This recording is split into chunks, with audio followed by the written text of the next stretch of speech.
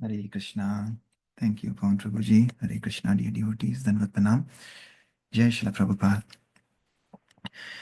Om Ajnanatimirandasya Jnananjana Chakshurunmilitam Yena Tasmai Shri Guruve Namaha. Nama Om Vishnupadaya Krishna Prishthaya Bhutale Srimati Bhaktivedanta Swaminiti Namine. Namaste Saraswati Devi Gauravani Pacharine. Nirvishesha Shunyavadi Paschatya Deshitarine. जय श्री कृष्ण चैतन्य प्रभु नित्यानंद श्री अद्वैत गदाधर श्रीवासादि गौर भक्तवृंद हरे Krishna Krishna Krishna Hare Hare Hare Ram Ram Ram Hare Hare Hare Krishna. Okay, so we'll continue with our prayers glorifying Srimati Radharani by Sri Radhika Ashtakam, composed by the author of the most wonderful book called Chaitanya Charitamrit, describing the glories and pastimes of Chaitanya Mahaprabhu Srila Krishna Das Kaviraj Goswami Maharaj ki jai. So we will sing this Radhikashtakam today and this week on the most auspicious occasion of Radha Ashtami. Let me post the link in the chat. Anybody would like to try today singing?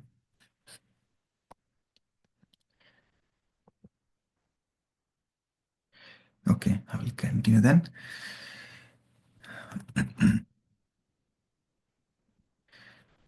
कुङ्कुमाक्तकञ्चनाब्जगर्वहारि गौरभा पीतनाञ्चिताब्जगन्धकीर्तिनिन्दिसौरभा भल्लवेशसूनु सर्ववाञ्छितार्थसाधिका मह्यमात्मपादपद्म दास्य दास्तु Radhika कौरविन्दकान्तिनिन्दिचित्रपट्टशाटिका कृष्णमत्तभृङ्गकेलिफुल्लपुष्पवाटिका कृष्णनित्यसङ्गमातपद्मबन्धुराधिका मह्यमात्म पादपद्म दास्य दास्तु Radhika सौकुमार्यसृष्टपल्लवालिकीर्तिनिग्रह चन्द्रचन्दनोत्पलेन्दुसेव्य शीतविग्रह स्वाभिमर्शबल्लवीशकामतापबाधिका मह्यमात्मपादपद्म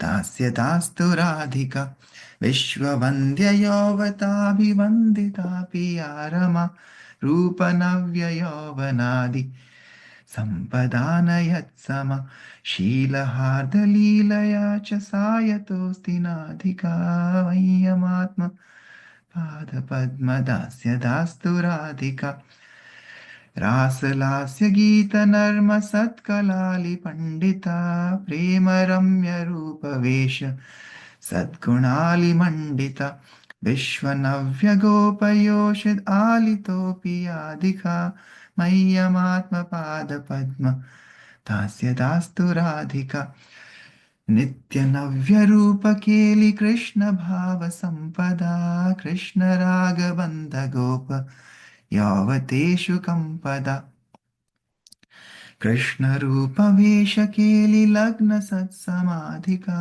मह्यमात्मपादपद्म दास्य दास्तु Radhika स्वेदकम्पकण्टकाश्रुगद्गदादिसञ्चिता मर्षहर्षवामतादि भावभूषणाञ्चिता कृष्णनेत्रतोषिरत्नमण्डनालिदाधिका मह्यमात्म पादपद्मदास्य दास्तु Radhika या क्षणार्धकृष्णविप्रयोगसन्ततोदिता नेकदैन्यचापलादिभाववृन्दमोदिता यत्नलब्धकृष्णसङ्ग निर्गताखिलाधिका मह्यमात्मपादपद्मदास्य दास्तु Radhika अष्टकेन यस्त्वनेन नौति Krishna वल्लभम् दर्शनेऽपि शैलजादिशोषिदालिदुर्लभम्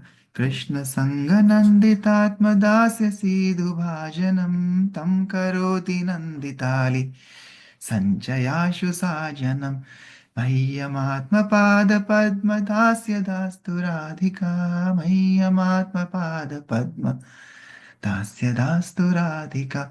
Hare Krishna, Krishna Krishna, Hare Hare, Hare Rama, Hare Rama, Rama Rama, Hare Hare.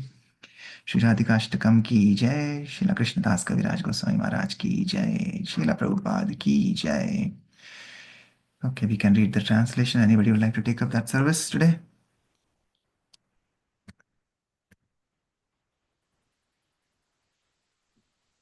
Can I, Prabhuji?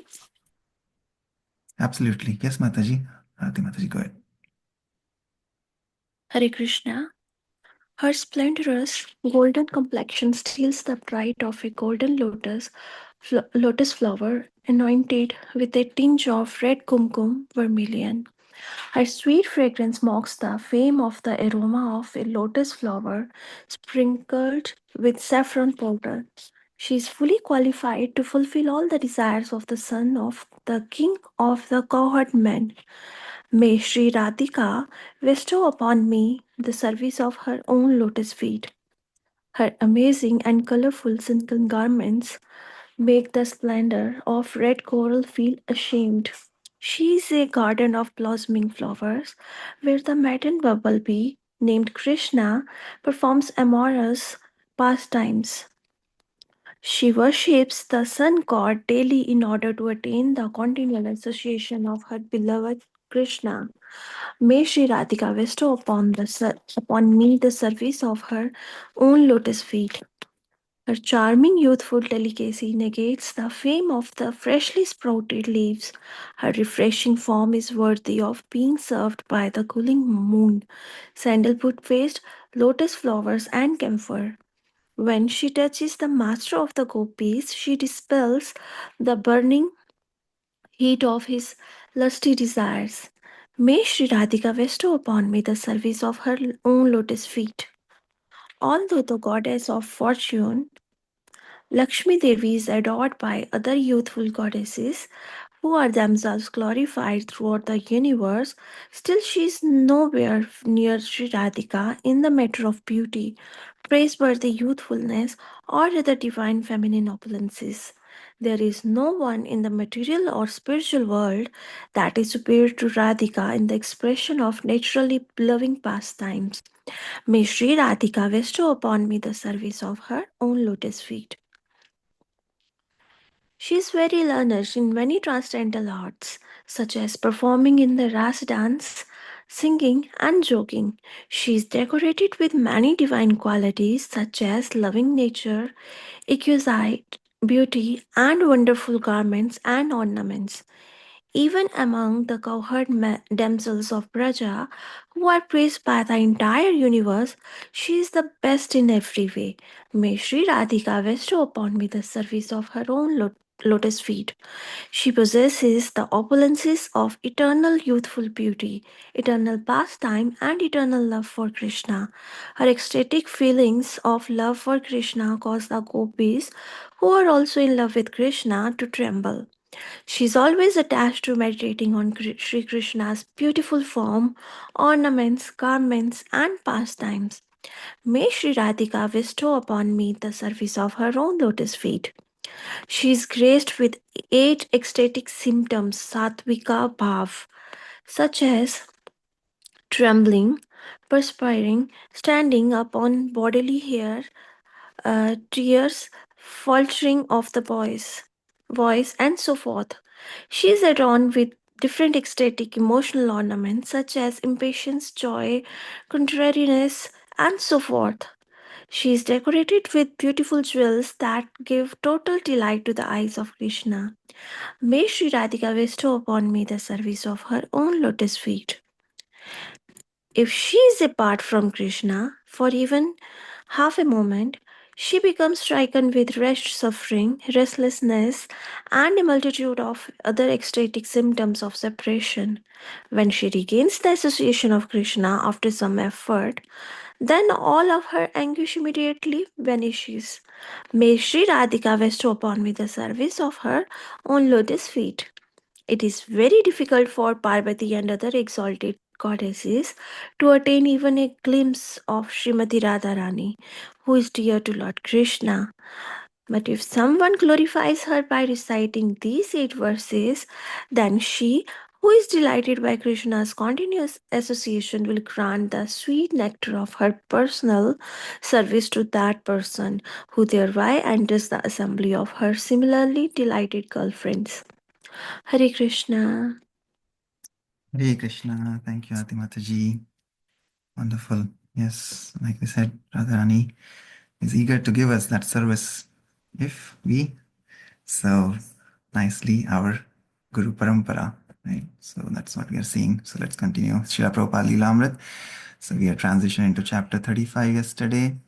Prabhupada was titled as the Jet Age Parivajaka Acharya 34, and now he's coming to the remotest part of the world. Right? So the jets of this age can only go to certain places, but the Parivrajaka Acharya can go even to the remotest part of the world. Right? So human civilization is getting more and more opulent and more uh, full of pride, ego. As our ego increases, like the big jets increase, they can only go to certain parts of the world. But a pure devotee who is a spark of Srimati Radharani here, right? Of Sri Krishna, Sri Radha, they can travel to the remotest part of the world. So Prabhupada has now reached from Moscow to Paris, and from Paris he came to Los Angeles. He went to San Francisco for the Rath Yatra, came back to LA, and now he's in Detroit, kind of close to our place, Cincinnati and Midwest here. And in Detroit, he was very happy to see his pure devotees, his disciples, so nicely carrying on and starting more and more preaching centers in Detroit and St. Louis and Chicago. So Prabhupada is very happy to see devotees nicely taking up the process of devotional service, of chanting, doing kirtan, reading the books. So Prabhupada is very happy, and he's continuing to. Let's see what he does here next. So we'll continue from here. The devotees' love for Prabhupada was not a vague sentiment. He was engaging them in Krishna's service, and they were directly experiencing the transcendental results.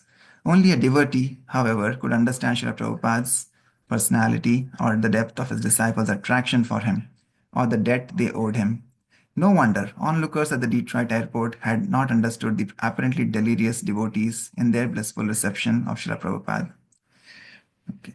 New York City, July 19, 1971. After Detroit, Prabhupada visited Boston and then flew to New York, where another large group of devotees had gathered. The New York Daily News covered his airport arrival with photos and an article. Swami, how they love you. Bhavananda, the New York temple president, had decorated the temple room of the Brooklyn Center with bright colors. Prabhupada's Vyasasan was a special creation of plaids, stripes, and checks in fuchsia, lime, black, white, and red. Prabhupada liked it very much. 200 devotees, many having waited for more than a year to be initiated, converged on the Brooklyn Temple, and Prabhupada held initiations for 5 consecutive days, initiating around 24 disciples each day. One after another, the young men and women would approach Prabhupada on his multicolored Vyasasan to receive their initiation beads and spiritual names. Those receiving the Brahmana initiation went one by one to see Prabhupada in his room and received the Gayatri Mantra. Madhumangala. I went to Prabhupada's room and offered obeisances. Come here, he said. So I went and sat close to him.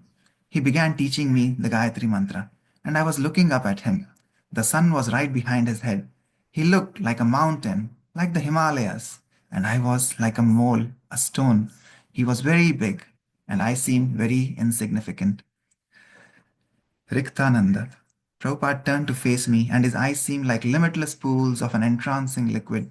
I knew he was focused always on Krishna, and his eyes were a reflection of that happiness. He said something to me, and I said, No, sir. Saying sir to him seemed natural, and he seemed to be happy that I had said it. Then, in a very clear, soft, steady voice, he began to teach me the Gayatri Mantra.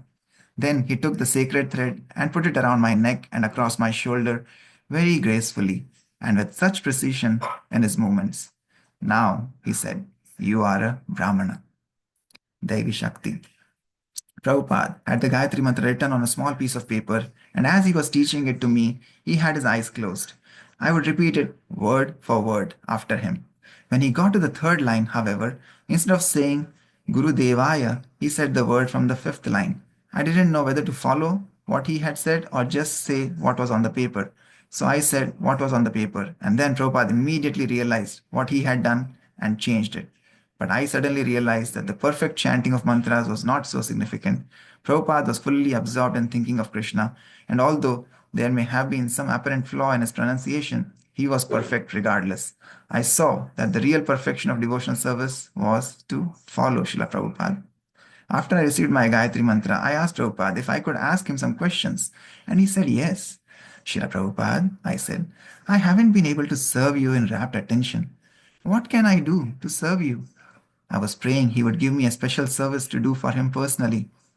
Chant Hare Krishna was all he said. Is there anything more? I asked. He said, Are you married? I said, Yes. So he said, Serve your husband. I said, My husband and I don't get along. So he said, Be a pujari. There are so many things. His answer seemed to solve all my difficulty. First and foremost was to chant Hare Krishna.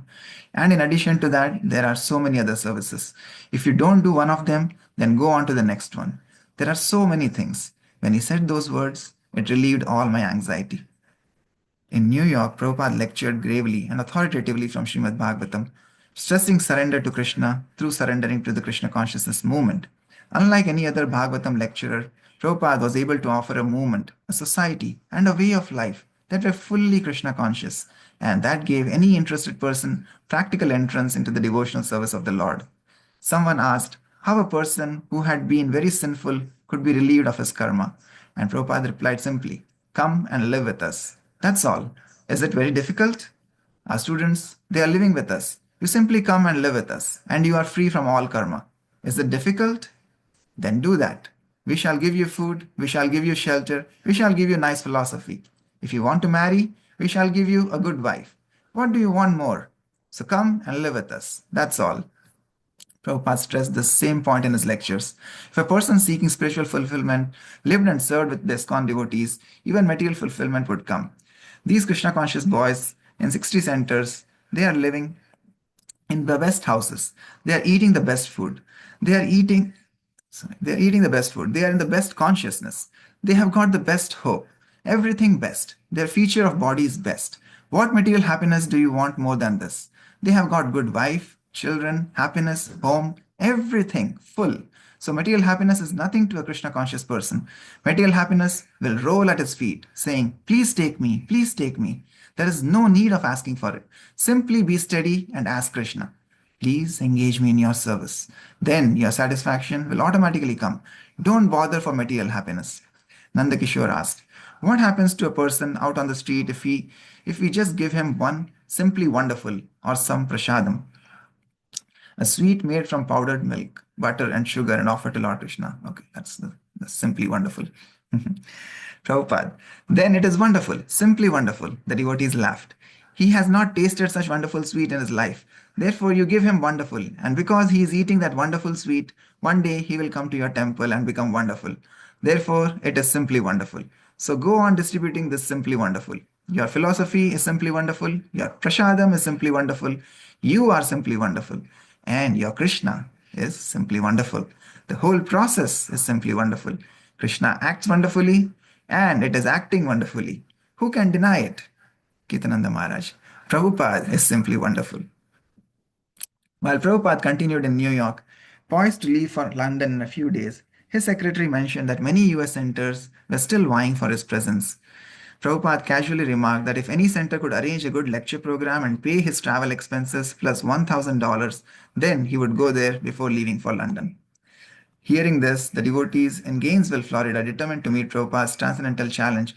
The temple president, Hridayananda, assigned an uninitiated devotee, David Lieberman, to find a sponsor at the University of Florida, willing to pay $1,000 for Prabhupada to come and speak.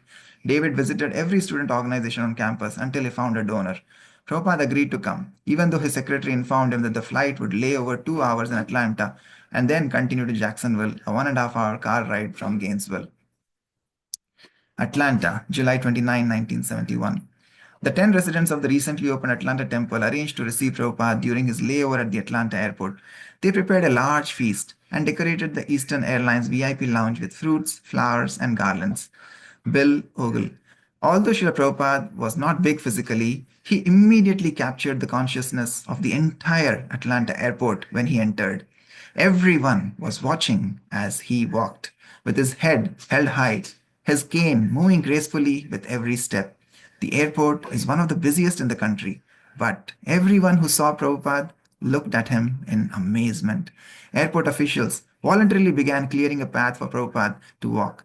But what was even more amazing was that he was so submissive to such insignificant disciples as we.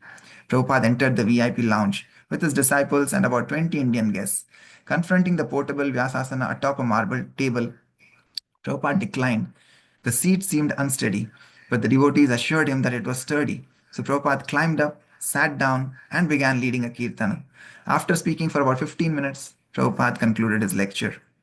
This is not sentimental chanting, but it is based on the soundest philosophy, Vedic literatures. We have got so many books, and you can buy them in our bookstore. Where is the bookstore? There was a long pause. The devotees had remembered fruits, flowers, the chair, the feast, invitations to the Indians, but they had forgotten Prabhupada's books. Prabhupada continued to wait for an answer to his question until finally the senior disciple, Janamajaya, replied, Prabhupada, we usually have a bookstore. Was all Prabhupada said. Again, a long silence. So, Prabhupada said, looking to the audience. Any questions? Prabhupada chatted with the Indians, asking their names and where they were from in India. Most of them were young men with families and treated him respectfully, like a grandfather or a revered Swami. One Indian man, about 35, mentioned that he was getting his PhD in biology. Oh, biology, Prabhupada said. Poor frogs. Everyone in the lounge except the biologist burst into laughter. No, the biologist protested, embarrassed. Why poor frogs? Because you are killing, Prabhupada said. But it is for the advancement of knowledge, said the biologist. So it is worthwhile. It is for the advancement of knowledge. All right, said Srila Prabhupada. If I ask you now, will you give your body for the advancement of knowledge? Everyone in the room began to laugh. Yes, I would, the man replied.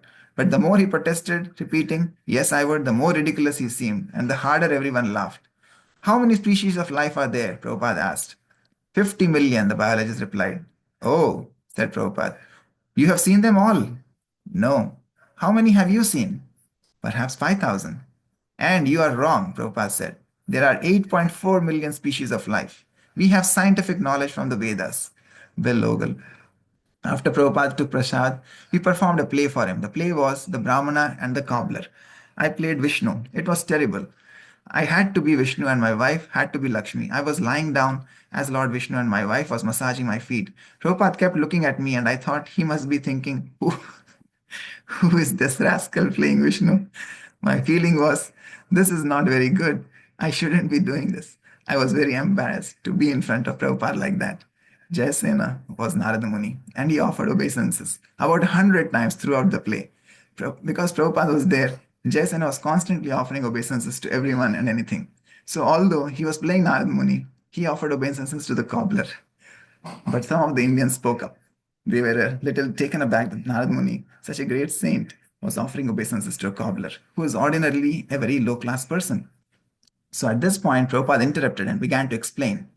Actually, he said, it is all right that Narad Muni has offered obeisances to the cobbler because the cobbler is a Vaishnava. Any Vaishnava can receive obeisances, more than a Brahmana. He continued narrating the play. He told the story and we continued acting. It was ecstatic. As Prabhupada was leaving the lounge to board his flight for Jacksonville, a lady in a wheelchair, the mother of one of the devotees in Atlanta, raised herself up and threw herself at Prabhupada's feet. With tears in her eyes, she cried out, I'm dying of cancer. Save me, save me. Srila Prabhupada bent down and put his hand on her head. That is all right, he said comfortingly. That is all right. As Prabhupada, garlanded with red roses and magnolias, walked down the corridor toward his plane, the devotees thought that Prabhupada appeared majestic, like a king. He emanated a golden effulgence, and he seemed powerful, yet humble. The devotees felt spiritual strength and pledged to follow Prabhupada's teachings. They last glimpsed him walking across the airfield toward the small plane that would take him to Jacksonville. His saffron silk dhoti and kurta blowing the breeze, he turned to them and waved. Gainesville, July 29, 1971. Srila Prabhupada asked how fast the car was going and how long it would take them to get to Gainesville. 65 miles per hour, the driver said. It would take an hour and a half. Prabhupada observed the scenery along the highway: pine forests, marshes, exotic birds, an occasional armadillo foraging near the highway. Lotuses and lilies grew wild in the canals along the roadside, and bright sunshine warmed the clean air. Gainesville was a side trip for Prabhupada, a special day of preaching. He had left Shamsundara, his secretary in New York, and brought with him only Arvinda, his servant. He had come for a day to bring the mercy of Lord Chaitanya to yet another city. When the devotees had picked him up at the airport, he had appeared grave. But on catching sight of the devotees, he had smiled wonderfully, and then turning to Hridayananda, he had asked, "Which way?" He was like a transcendental fighter, asking to be pointed toward the battle. Prabhupada walked along a flower sprinkled pathway and into the temple, a rented house near the University of Florida campus. In the temple room, he stood a moment, studying a crude but sincerely executed painting of Lord Chaitanya and his associates. Hridayananda asked Prabhupada if he would like to rest, and he nodded. While the devotees performed kirtan, Prabhupada retired to his room, returning later to sit on the large blue velvet Vyasasana in the small temple room. In addition to Prabhupada's disciples from Gainesville, Miami, Tallahassee, and New Orleans, many university students and other guests were also present. "It is so nice to see so many young boys and girls here," Srila Prabhupada began. "In this remote corner of the world, so far away from the birthplace of Lord Chaitanya." Prabhupada lectured about the saving grace of chanting the holy name of the Lord. One of his disciples, he said, had been present when his mother was dying. Because he had been telling her about Krishna and Hare Krishna, she said to her son in her last words, "Where is your Krishna? Is he here now?" And then she died. For her uttering the holy name and thinking of Krishna, Prabhupada said she would go to the spiritual world. After Prabhupada finished his talk, a girl reporter from the university newspaper raised her hand. "I see almost young people here," she said. "Why is that?" Prabhupada replied with a question. "Why are there so many young people in the university?" The girl reflected a moment. "Well, I guess that's the age for education." "Yes," Prabhupada said. "So, this is the age for Krishna consciousness. You cannot teach an old dog new tricks." The engagement for which Prabhupada had come and for which the University of Florida was paying $1,000 was to be that afternoon on campus at the Plaza of the Americas. When Prabhupada arrived, several hundred students were gathered near the temporary stage, sitting casually on the grass, lounging beneath the fragrant magnolia trees. The sky was overcast and rain threatened. As more students gathered, the crowd grew to 500. Then, just as Prabhupada was about to speak, a light drizzle began to fall, and Hridayananda came on stage to hold an umbrella over Srila Prabhupada. Prabhupada, sitting on his Vyasasana, said softly into the microphone, "Someone is smoking," and the students politely extinguished their cigarettes. No sooner did Prabhupada begin his lecture, however, than a dog started yapping. Prabhupada paused. "Who is that dog?" he asked. When the dog persisted, Srila Prabhupada said, "He also wants to talk." Finally, the barking stopped, and so did the rain. But Hridayananda continued to hold the umbrella over Prabhupada's head. While riding in the car back to the temple, Prabhupada asked to hear the tape recording of his lecture. When he heard the dog barking at the beginning of his talk, he laughed. "Prabhupada," Hridayananda said, "your lecture was wonderful. Everyone liked it. The students liked it, the devotees liked it, the professors liked it." "All right," Prabhupada said. "Hare Krishna." Srila Prabhupada's day of preaching was not over yet. Next was an evening television interview. The interviewer had done some preparatory reading, and he introduced Srila Prabhupada by first describing who Krishna was, according to Vedic literature, and how Srila Prabhupada was in the disciplic succession from Lord Chaitanya. When the interviewer asked Prabhupada for an introductory statement, Prabhupada explained, "The Krishna consciousness movement is trying to invoke in all people the original consciousness that we are a part and parcel of Krishna." Hare Krishna. Okay, so I think we'll pause here. We'll continue this interview tomorrow. Yes, wonderful. So this is the remotest part of the world that chapter is titled after that. We were wondering what is this. So yeah, every day reading Srila Prabhupada Lilamrita is like an excitement. You don't know what's going to happen next.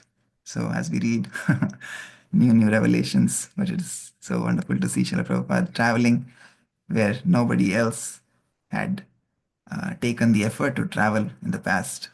And he's taking the message of Lord Chaitanya to the remotest corners of the world. Like I said, as a pure spirit, pure devotee of the Lord, where the modern civilization is trying to go to different planets, different continents, and different exploring the space, everything, trying to their ambitions and their false ego growing bigger and bigger. Pure devotee goes more, not externally, but grows internally. And here he's going and bestowing the mercy of Lord Chaitanya to all the smallest, every town and village, as Chaitanya Mahaprabhu said.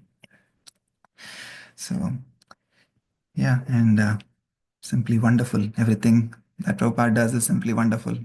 The the sweet that he had taught them, simply wonderful. Milk based sweet last time when he was in America. Now they are distributing the simply wonderful. And how wonderful it is, just they're like just seeing these devotees and disciples of Prabhupada, so enthusiastic, so excited to meet their spiritual master. And everybody has, like, there are hundreds now after Prabhupada has come back from India. There are more and more new devotees. And like we saw, he was initiating 2 dozen every day. And everybody felt a personal connection with Srila Prabhupada, right? So that is how pure devotee again, because he's pure form of pure part and parcel of the Lord. Just like when Krishna plays his flute, every gopi hears a personalized message, right? The technology is not there in modern science. When we speak, or when in a conference call, when one person speaks, everybody hears the same message. But when Krishna plays his flute, all the gopis hear a personalized message. So like that, Prabhupada is initiating his disciples, even though it's for a brief moment he's visiting, everybody is having a personal connection. Like they're saying, my spiritual master, right? Everybody has a personal connection with the spiritual master. And how nicely they're, right? Prabhupada is at the airport just for a layover in Atlanta, and they're performing a drama or the whole play. How wonderful is that? Simply wonderful. So yeah, it's amazing what Prabhupada did. Just reading these beautiful pastimes, like we always say, there is of course, we have Srimad Bhagavatam as our Granth Bhagavat, but here we have a pure devotee, Sant Bhagavat, reading these pastimes of Srila Prabhupada, because Bhagavatam is full of pastimes of pure devotees of the Lord. And this Prabhupada Leelamrit is no different from Srimad Bhagavatam, because it's wonderful pastimes of pure devotee of the Lord. Hare Krishna. Okay, any other thoughts, any other comments from today's reading? Anybody would like to share? Hare Krishna, Prabhuji. Just picking up on that word, simply wonderful. Our morning japa session is simply wonderful. Our bhajan recitation that you take up every morning is simply wonderful. And reading Srila Prabhupada Leelamrita is simply wonderful. So thank you for leading us to this simply wonderful moments in the morning and starting our day simply wonderful. Thank you. Devotees, they always only see like their honeybees. Prabhupada says, even though there are faults, you forgive my faults and you only look at, and this is because it's Prabhupada's Leelamrit, that is why everything is wonderful. My reading is nothing close to that. So thank you. But again, as a pure devotee, you always look at wonderful things. So thank you. Hare Krishna. Anandini Gopika Mataji, you're unmuted. Anything you'd like to share? Oh, sorry, Prabhu. This was very, very wonderful, and it is just amazing to see how the remotest area has become one of the biggest holy dhams in America.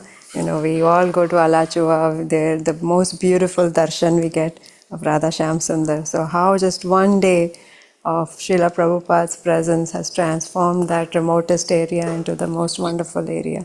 So just was reflecting on that. And I really liked, one of the devotees who said that he realized that even though Srila Prabhupada was probably not saying or not pronouncing one of the words in the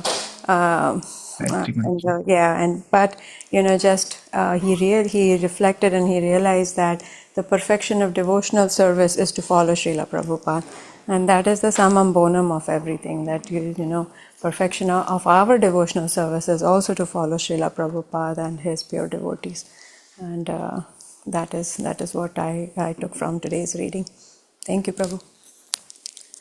Thank you for that wonderful reflection. Yes, whatever our gurus, whatever our Guru Parampara have taught us, we just follow as it is, like Prabhupada says. So, yeah, without any concoction, without any deviation, then our lives will be perfect. Hare Krishna. Thank you. I was just looking at now all the participants here, and I'm So happy to see Pandit Shivas Prabhu is here as well. Thank you, Prabhuji, for your association. Anything you'd like to share? Thank you for yours. My obeisances to all the Vaishnavis and Vaishnavas who are gathered here. All glories to Srila Prabhupada. I don't know how much I can share, Prabhu. I'm still walking and the background is not that helpful, but it's very enthusing to see how the movement also has grown. I mean, if we read the Lilamrita, we'll see how enthusiastic the devotees were. And then there were many things that they did, which was like path breaking. And I was just reflecting on what you said, that there are these devotees who don't mind going to any length, to wherever, whatever it takes to spread the holy name, to spread Srila Prabhupada's, mercy, because everybody's waiting for it. And we are all trying to do the best we can in our limited capacity. And everybody who's over here in this call, even otherwise also, they're also trying to do their best. And what this reading does is it gives us both the impetus as well as the confidence that yes, we will be able to do that if we were to follow this with sincerity and with determination. So it's not just inspirational, but also actionable. And, that gives me also a lot of strength and hope. That was it. Those were my personal reflections from here. Prabhu. Thank you so much, Prabhuji. Thank you for giving us your association. Yeah, Utsaha, Nishchaya, and Dhairyat. Like you said, all three, many of us have been in the moment. But we had to, like you said, we had to be sincere, be determined, and be patient. And like you rightly said, there are so many devotees waiting for this mercy of Lord Chaitanya Mahaprabhu. So by being instruments in Srila Prabhupada's army, we will be able to please Srila Prabhupada and please our Guru Parampara. So thank you. Wonderful message. And I was reflecting that you were saying wonderful. I also reflected how merciful Srila Prabhupada and our Guru Parampara is, at least, like for me, my Guru Maharaj has given me this name. I reflected just now that, yes, he has given me this wonderful, wonderful initiated name, Adbhuta, which means wonderful. So, yes, that is also simply wonderful that it is their mercy that for any unqualified person like me, simply, rotting in this material world, mad, like I say, mad in the material world, but by their mercy, when we follow their instructions, then they are so merciful that they are able to lift us up like a strand of feather blown in the air. So Hare Krishna. But thank you so much for you. And I know you also are doing so much, just like Prabhupada is, like I always reflect, I mentioned this when you were at the center also, like Narad Muni traveling all over. Prabhupada does that. Here he's showing it, and in the same mood and spirit his disciples have done for the past 50 years.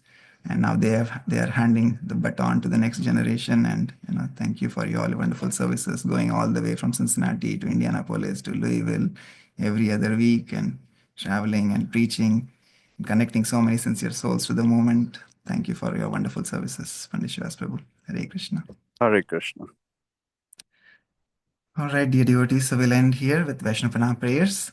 Vancha kalpatarubhyascha kripa sindhubhya evacha patitanam pavanebhyo vaishnavibhyo namo namaha. Anantakoti Vaishnavrind ki jai. Jagat Guru Srila Prabhupada ki jai. Srila Prabhupada Leelamrit ki jai. Nitai Gaur Premanande. Hari Hari Bol. Hare Krishna. Hare Hare Krishna. Krishna. Hare Krishna.